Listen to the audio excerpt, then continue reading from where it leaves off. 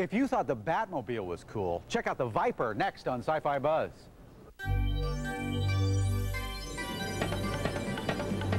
Cars of the future come to Sci-Fi-Buzz this week, including the high-tech TV car star, Viper. Buzzing with Highlander's immortal, Adrian Paul. Popular hard sci-fi author Larry Niven. And a blast from the past with Rocket Man.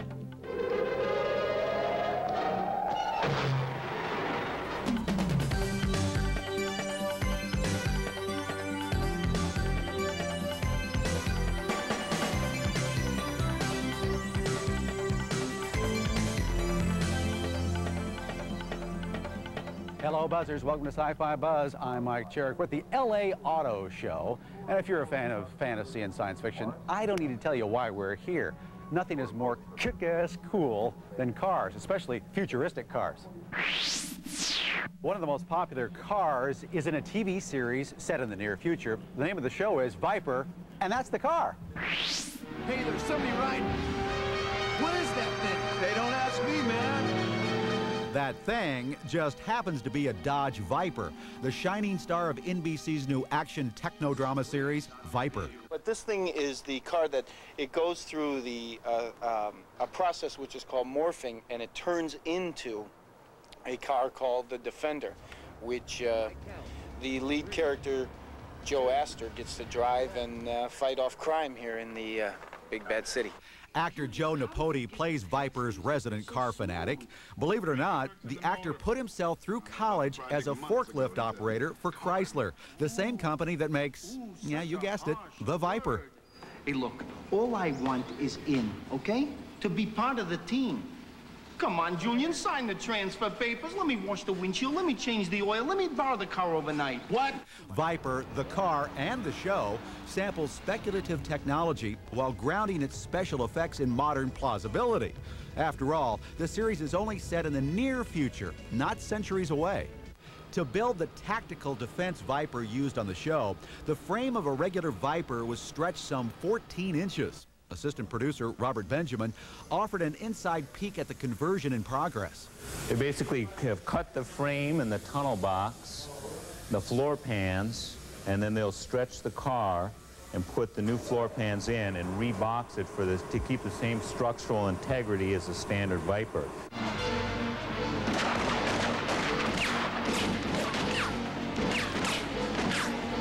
Listen, I'm gonna have to get used to this. This is the Defender body with all these parts on it. As we can see, it's like a what we describe as a Viper on steroids, and it's the hardtop. All of these different things will work. We'll have neon tubes in here for the lights. These are the front battle rams. The outer transformation of the Viper into the Viper Defender utilizes the latest cutting-edge special effects. Several of Hollywood's top graphic effects houses were brought in to accomplish the computerized mutation.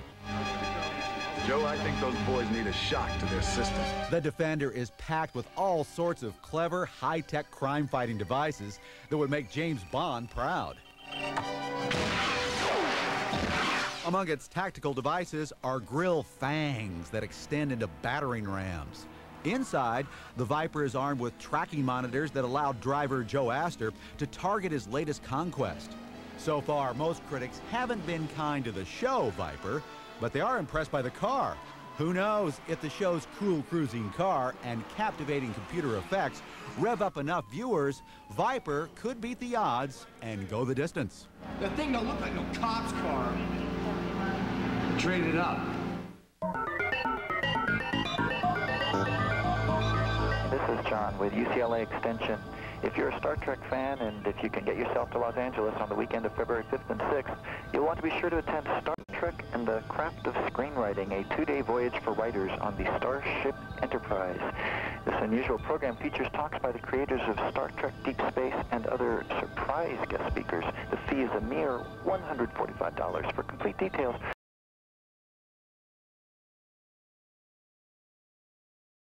see you there. Get those rocket packs ready, Buzzers. You're about to meet the original Rocket Man. Plus, hard sci-fi author Larry Niven.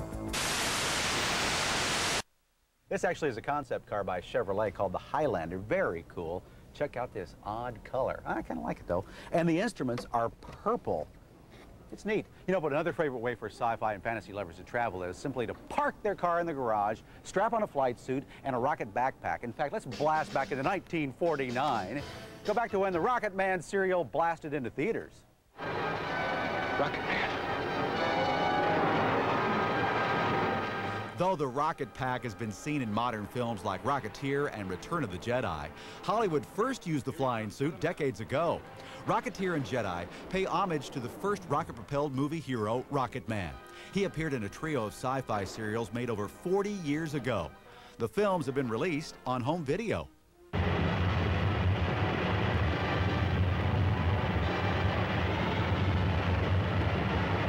Rocket Man blasted off for the first time in 1949 in King of the Rocket Men. The hero is a two-fisted scientist who keeps an atomic-powered flying suit in the trunk of his Ford. Whenever duty calls, he makes a quick wardrobe change to become the human missile known as Rocket Man.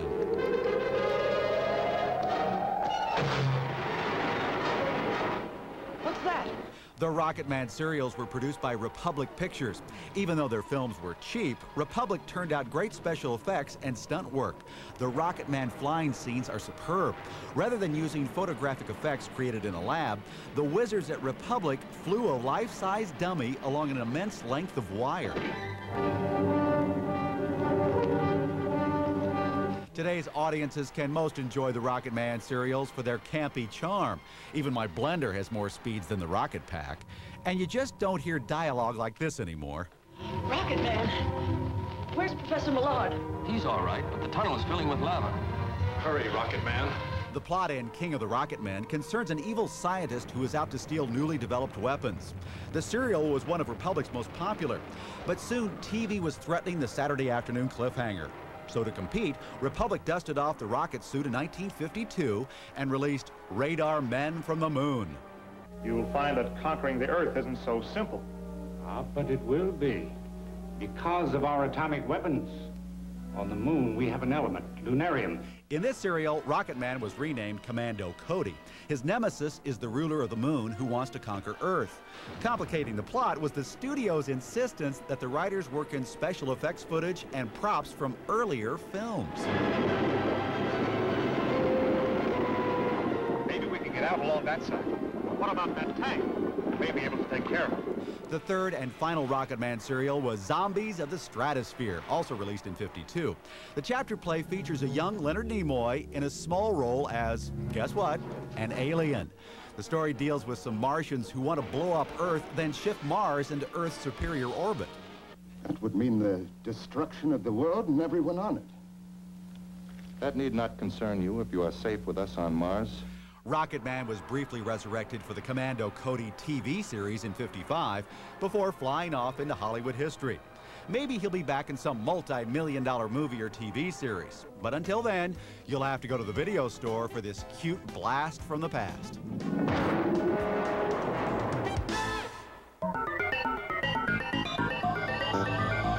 My name is Russ Vincent. I'm calling from St. Louis Park, Minnesota. I'd like to recommend that Sci-Fi-Buzz get new Harlan Ellison's Watching commentaries. Harlan is a respected author and is just the kick in the pants that certain pretentious factions of the sci-fi community need. Let's get on the ball, Sci-Fi-Buzz, and bring back more Harlan.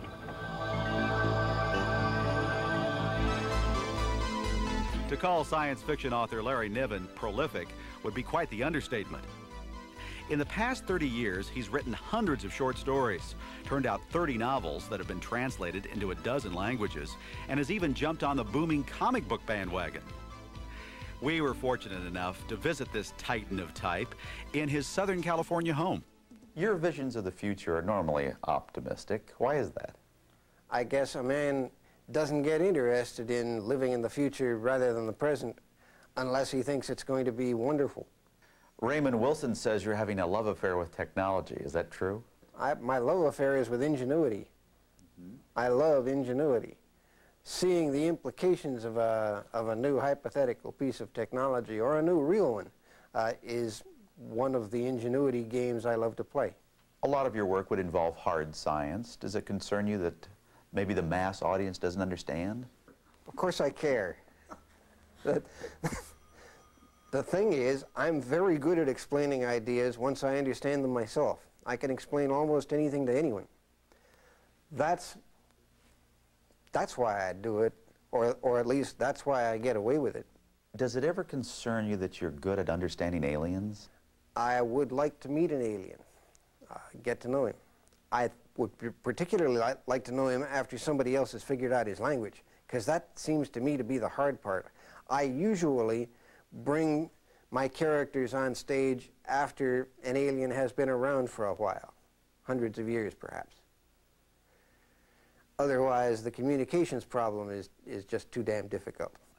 Niven and his frequent collaborator, Jerry Pournelle, introduced an alien race in their best-selling novel, A Mote in God's Eye, a few years back.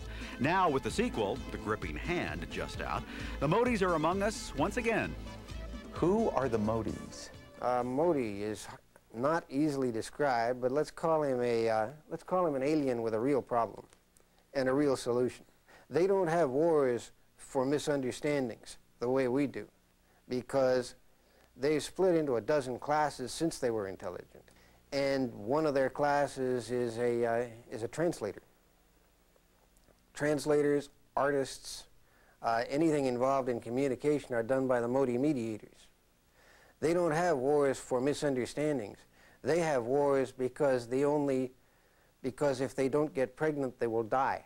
You know, I wouldn't mind dating some of these Motes. Feel free. Lately, Niven is reeling over the success of a story he created called The Man-Kazin Wars. Set in an interstellar empire bigger than human space, Niven has handed the ball to various science fiction authors and let them run with it. These are the stories I like. These are the kind of stories I like. I'm having a wonderful time reading Man-Kazin Wars stories written without my having to do any work, or almost. Why wouldn't 10 million readers out there be having just as much fun as I do? Can you ever, do you ever stop thinking of things to write about? No, not really. No?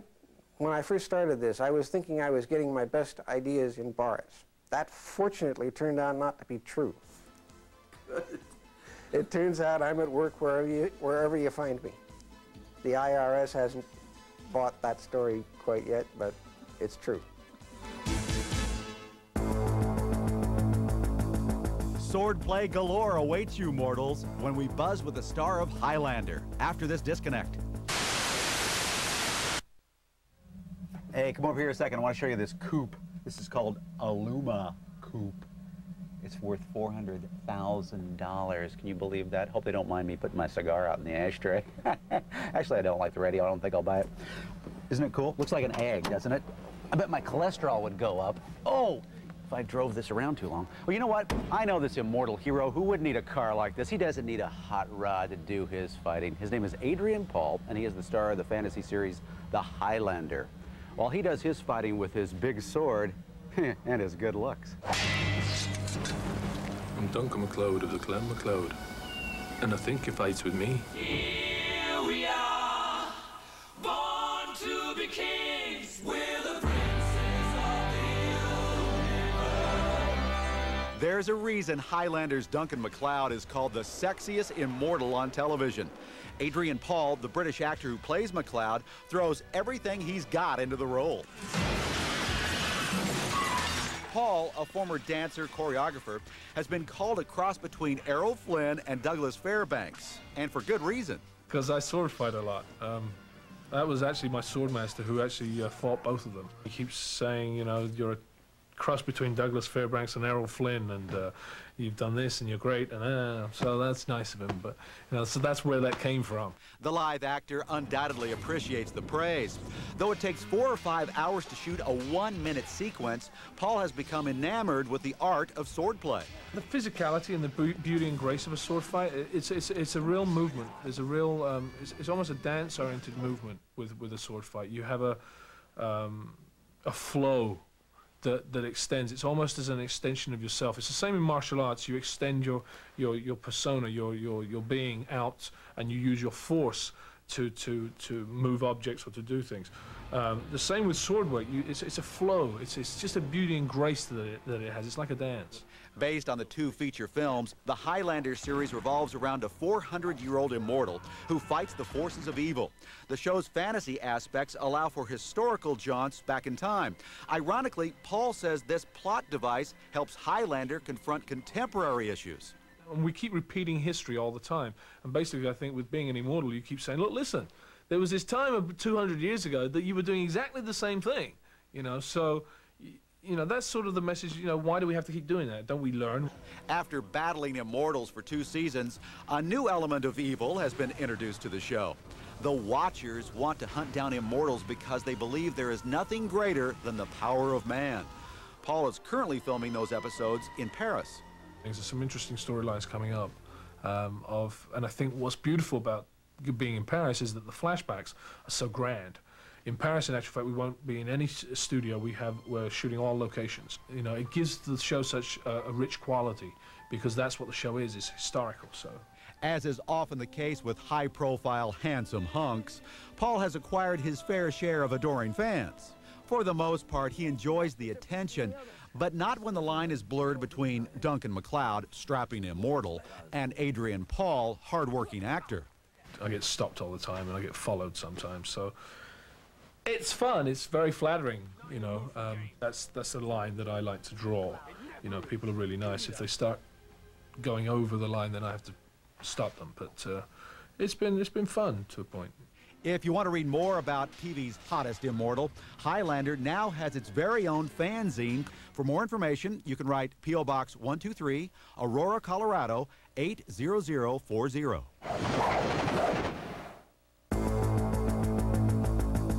Future cars, bulletproof cars, recyclable cars, after this refreshing interlude. One of the largest car shows in the world just rolled into the Los Angeles Convention Center, and we got in before the crowds did. Manufacturers place slick new models on whirling pedestals for maximum wooing potential. For those with expensive tastes and deep pockets, the $400,000 Bugatti just begged for a test drive. And those who desired more bang for their buck found that 42 of these Kias could be had for the price of one Bugatti. The theme of this year's show was environmentally friendly vehicles. Mercedes introduced a car that's 98% recyclable. Toyota unveiled a nifty solar-powered concept car, and Ford hopes their aerodynamic Power Stroke will be the pickup truck of the future. Several companies presented cars fueled by alternative methods, like natural gas. And U.S. Electric Car, with the motto, leading the drive to clean air, introduced a variety of electric-powered vehicles. Dave, what happened to the engine? Somebody left a suitcase behind or something. We actually replaced it with a motor. And That's a suitcase a motor. full of electronics, that's right. So this is an electric engine. Would you call it an engine? Actually, this is a controller inverter, and instead of an engine, you have a motor, and the motor sits underneath there. Now, you're telling me this thing is powered by electricity? That's correct. This has the electric motors in the back, and the battery compartments are right here. And who's using this? Is anybody using it? This one's actually being used by the Sacramento Municipal Utility District. Sure, we all want our cars to be environment friendly, but we also want to drive in a friendly environment. With carjackings and road crime skyrocketing, one company is betting that the future of automobiles lies not in looking cool, but in feeling safe. I'm with Marcus Hayes now, and he's been showing me his car called the Defender. Oh, what is that? Oh, my goodness. Well, it's a good thing. This is a bulletproof car. So what is it, armor plated or something? Well, it can be armor plated, bulletproof glass, whatever is required by our customers. It doesn't hurt that it looks like a police car either. Well, that's nice. And the car will last 350,000 miles if it's taken care of. You know, in LA, it's a great second or third car. Oh, I've been hit! Just kidding. Okay, so maybe some of you don't want to drive around in a geeky black box, safe or not. For those who must have a spiffy set of wheels loaded with high-tech gadgets, get ready for a deluge. Guess what that is? Time's up. It's a Hyundai. With much fanfare, Mitsubishi unveiled a hard-top convertible. Jeep jumped on the bandwagon with a hot little utility vehicle called Echo. And the folks at Ford Mercury were gloating over a sleek aluminum number called the Synthesis. Very technical interior. We show an onboard computer with a navigation system, mini disc, and an AM/FM radio stereo system, all contained under one central unit. Though cutting-edge cars we're here to see and touch, most of them are concept designs and won't be on the market for many years. Guess we'll just have to be content with watching the cars in Total Recall or Demolition Man until the future gets here.